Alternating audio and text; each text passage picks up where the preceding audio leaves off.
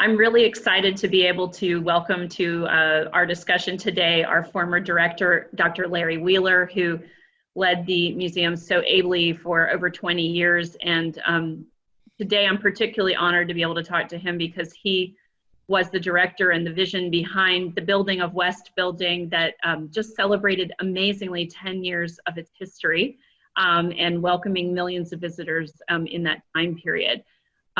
Larry, welcome, and I'm so happy that you could spend time with me today so that we could talk about the great achievements of West Building, but also a little bit about the history of museums and of the museum. Well, thank you, Valerie. Always a pleasure to be with you, even virtually. Sort of a new thing for me, as Luke knows. The museum has an interesting evolution in history for sure. There's so many colorful personalities who shaped it and influenced it, and so many wonderful accidents along the way that made this campus that we enjoy today, made it possible. I became involved with the museum long before I was the director of the museum. In fact, I was the Deputy Secretary of Cultural Resources from 1977 to 1985. This was the period during which they were building the old new building designed by Edward Durrell Stone, and now known as the East Building. But it was a great, everyone was excited. This was a great achievement for North Carolina to have an internationally renowned architect design a building. He had already done the legislative building in downtown Raleigh, and he'd done a couple of museums. But this was going to be, this is toward the end of his life, it was going to be one of his crowning achievements. And money was appropriated and everybody was ready to go. Except that people in downtown Raleigh decided they did not want this building to be moved out of town, out in the country, and particularly not next to a prison farm, still being used as a prison. So there were lawsuits, and they went on. And ultimately, the building commission headed by Senator Tom White won the day, and it was determined that we would use this site on Blue Ridge Road as the location for the new building. But during the 6 years of litigation, the original appropriation of not quite $11 million was eaten away by recession, and money had to be raised to make up the balance. And ultimately it was a $15 million project. Can you imagine doing some 180,000 square feet of building for, wow. For $15 million. But they did it. But what happened was that Stone's design called for more than twice that much square footage. And it was going to be dramatic with hanging gardens and huge pools of water. It was going to be, quite the natural setting for a museum. It was breaking a lot of rules and setting a new architectural mark. But once they began to strip away all of its eccentric qualities and all the beautiful gardens, and both on rooftops and around the museum, and the water went away, and what was left was a core of a building designed by Stone that could accommodate the collection as it existed at that time. Already an important collection, but greatly expanded to what we know today. But the building finally opened in 1983. I was involved in getting it open through the Department of Cultural Resources. I was involved in getting a new staff hired and a new director hired. And we were all excited and off and running. Well, that was 1983. The new building on Blue Ridge Road, still the prison up there, mind you. I came back in 1994 to be the director. I was excited to be in charge of this relatively new building that I'd been involved in, and with the staff, many of whom were hired at the time that I was overseeing it through the department. It was was an exciting time. I'd spent almost 10 years in Cleveland at the great Cleveland Museum of Art, and it really, at that point, understood that the future of museums had changed in this period of time. It was the age of the blockbuster show. Right. It was following the King Tut phenomenon, but King Tut never went away in spirit because museums were looking for the next big exhibition that would draw thousands, if not hundreds of thousands of people. We had done it in Cleveland and they had done it reluctantly. Museums were still trying to explore whether this was a good thing or not, because it shifts the focus of your professional staff to be planning these public-centered programs rather than doing their scholarship and their traditional curatorial work. So I came into this trying to understand how to push it in a new direction. And we did. And we had the very successful Rodin exhibition as probably our first huge blockbuster in the year 2000. But what that proved to us is that we did not have adequate space, both for program and for the growing collection of the museum. The stone building just didn't work. It was designed at a different time for a different type of museum. And certainly we had the conservation studios, wonderful. We had some good education space, and we had some galleries, but no great galleries for special exhibitions, no great places for public gathering. It had to be rethought. So we began to rethink it. So what was that process like working with Thomas Pfeiffer? You know, I think so some people have built their own homes and know what that's like, but obviously building a home for a collection has very particular needs, and building it for a particular collection. So what was that like? Well, it was exciting. I consider it, you know, the greatest experience of my professional career. It was a dream. It was a wonderful team. Everyone collaborated and shared great ideas and dreams and ideals together, rethinking what a museum could be in the 21st century, particularly the North Carolina Museum of Art, given its resources in terms of all the land around it. Right. And let me jump in right away and say how important Dan Gottlieb was to the process. Dan had preceded me heading design and had left and then came back after I became the director. He became a full partner with me in imagining what the future physical museum could be, both in terms of how to use the land, which he had been involved in thinking before I arrived, and how to create new buildings for the new evolving program of the art museum of our time.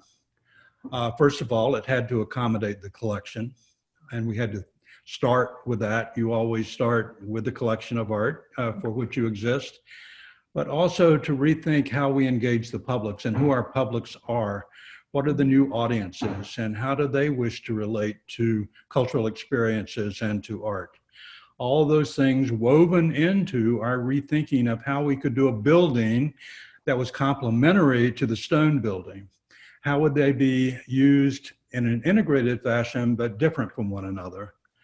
And we all ultimately determined that the stone building or the East building would become the programming center. It would be a place where we could show special exhibitions, do education, and all types of public interactive activities.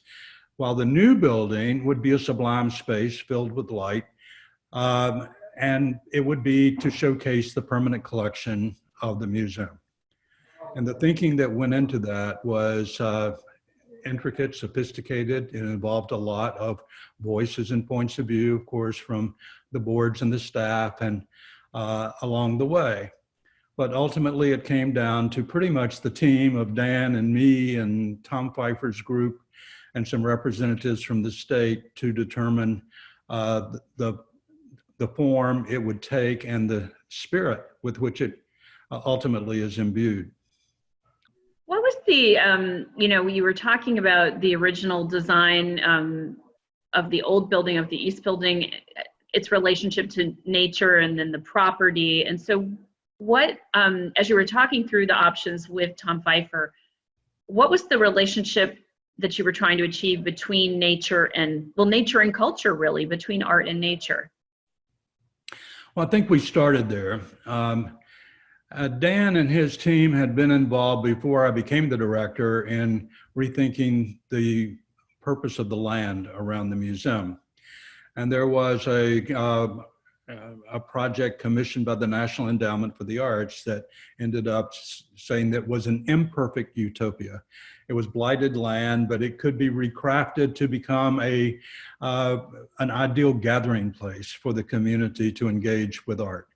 So taking that principle, we set the table with it when we started planning the new building. We agreed that art and nature should be connected. All of us agreed on that. We believe that the experience with art should be filled with as much light as possible, and that the building should welcome light into the environment. Well, this was heresy in some circles because light can be the enemy of art. You know, it endangers materials and color and paint. And that's the whole purpose of protecting the great works of art from the wrong kind of light. But Tom and his team figured out how to bring light safely into the environment, fill the spaces, create an atmosphere in which light dances throughout the experience of being in the museum, both from the skylights above, which carefully filtered light comes through, to the vertical surfaces, the walls of the building. As you know, it's light comes in at every angle. And you're connected not only to light, but to views of nature, to gardens, to trees, to pools of water. It's a glorious experience. It was then, it is today. I used to go in as it was all coming together in the final stages, and I would just weep because I just never imagined such a beautiful environment for these extraordinary works of art. It's What surprised, after, you know, you were walking through it for over a decade, what has surprised you the most through the years that you couldn't have anticipated when you were in the design phase? What I love most about the building, of course, this is a little different from what I loved at the beginning, because I love the architecture and I love the beauty, the architectural beauty. I love the fact that we had done something new and important that would be paid attention to by the architectural world.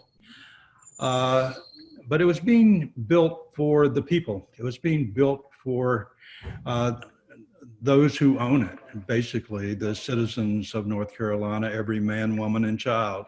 So what thrills me today is that every man, woman, and child in that building is smiling.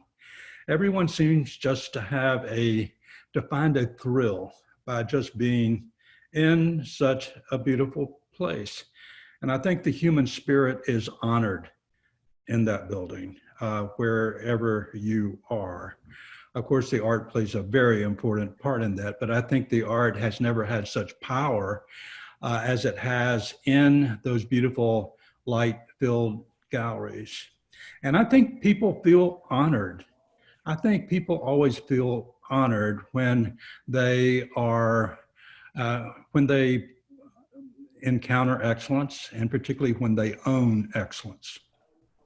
Absolutely. Well, Larry, you were talking about how, you know, that you arrived in 1994 and you were in the old building. And I always think about that. I left the building in 93, right before you came, and just the incredible surprise and overwhelming joy I felt when I came back to the campus and saw what it had become under your directorship, and just to realize how many different sites of experience there are. I mean, you were talking about the fact that the West Building's arrival also began that period of development of the park, and that really this whole campus became alive with a sense of art and nature. We were talking about also the shift of museums from being just a site for looking at objects to a place of engagement and community. And given that we're talking today in April of 2020 in the midst of and we're talking to one another on a computer screen at a distance, wondering just if you have a couple of reflections on the power of art to help us through difficult moments like this one? Well, the power of art certainly manifests itself in times like these, in difficult times through the history of the world. Art has been a focus, and it's been through the history of time, some of the great art made in the most difficult times. And I think that people's souls need this level of creativity and exposure to creativity and a dialogue with creativity. I think that the place, the North Carolina Museum of Art as a place is certainly, as we pointed out, a special place, but it's more than one type of place. It's a place where now people can gather in nature. And what's so wonderful about it is that you can have your social distance in the park, even though the galleries are closed right now, but you can encounter art. There's remarkable works of art in the landscape and on purpose. You happen on them sometimes accidentally, and you can happen on them alone, or you can happen on them with friends at an acceptable social distance. So it's a great place for the community to gather in that regard. Just as when the galleries are open, they too are great places for people to gather together, whether in small groups or just as a couple on a date. As so thrilling to see so much of that going on there as well. So it is about, the museum is about community, it's about art, but I've always felt even more than about art, its real power is in how it can bring the community together and into an engagement with some of the great ideas of our civilization. I couldn't agree more, and I would just kind of to capstone what you were saying, as I drove through the campus to check on things this last week, I saw people sitting out with the Rodin sculptures and very social distance, but you could really feel the sense of peace that place, that building, that art brought to them. And it certainly is an honor for me, as I know it was for you, to be able to be a part of what the North Carolina Museum of Art means to the community. Thank you so much, Larry, for being with me. I'm so happy we had this chance to visit. I'm delighted. Thank you so much.